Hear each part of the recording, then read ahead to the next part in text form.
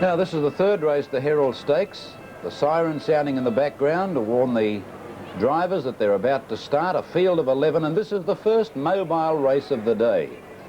It means that the horses are going at full pelt when the starter lets them go, and with the magnificent cooperation we've had from the Harness Racing Board, we have a camera in the back of the mobile, and that's the shot looking from it towards the horses. Now, there are 11 runners, 6 will be in the front row and 5 in the second row behind this mobile barrier. The starter sits in a platform up at the back. He has microphone communication with the driver. He tells the driver, there you can see him up at the top, and he can talk to the driver, tell him faster, slower, or whatever. And there are green lights on the arms. Now,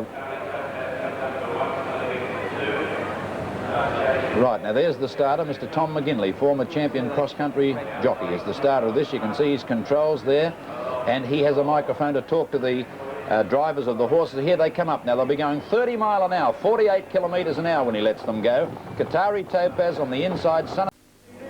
Now, we saw the last race on mobile. We showed you the shots from the mobile barrier. One of the reasons, of course, that the mobile is used because it's felt that it is fairer to the public, that the horses all get away, and they do, 99 times out of 100. The man you saw starting it was former champion cross-country jockey Tom McGinley, who's now with the Harness Racing Board, and he's going to talk with us now and tell us a little bit about it as he joins Brian Martin.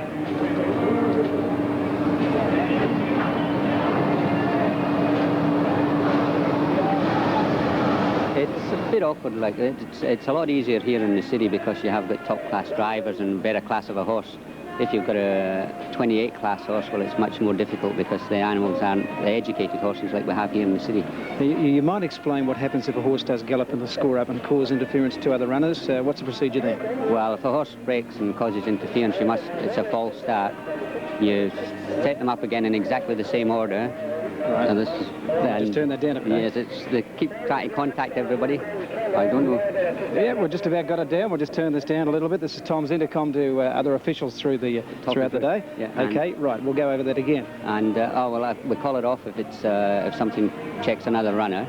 Then they come up again in exactly the same order. That horse is given a warning, isn't he? He's given a warning, and if he does the same again the second time, he's then put to the outside of the row which he was in. If he was in the front row, he goes to the outside of the front row. If he's in the second row, he'd go to the outside of the second row. And but either way, the horse at his next start or whenever he races again will be out of the draw, whether he goes away perfect the second time or not. Fair enough. I noticed the procedure with starts over the last 12 months here in Victoria, where we're more orientated perhaps towards New Zealand and American racing, where the gate seems to move off at a greater pace and drivers are required to get up and get into their position.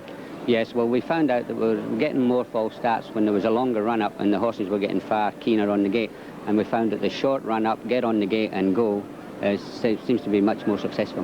What about the stand start? How do you like starting those? Well, I quite like them, but I like to make them all line up back off the barrier and walk in, stop and hold them as little time as possible. I think the less time you hold them, the better.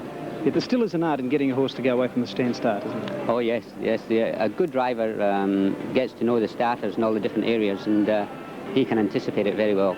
You're one of our former champion cross-country jockeys. You're associated with the all-time great steeplechaser and Crisp.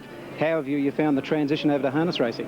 Well, pretty good, but I used to ride pacers over in Scotland before I come over here. Yeah, and over there you could ride them in races or drive them, and I used to ride for the chap I worked for. He had a couple of pacers in work, and I used to ride those in the races, and well, we had a lot of fun riding. Okay, Tom. Congratulations on the job, and a job very well done. It's a very responsible job, and hope everything goes okay for the rest of the day. Well, we hope so, Brian. Thanks very much. Tom McGinley, the official starter out here at Moonee Valley. We're watching the coverage out here, the free day. We'll go back to Bill Collins in the commentary box.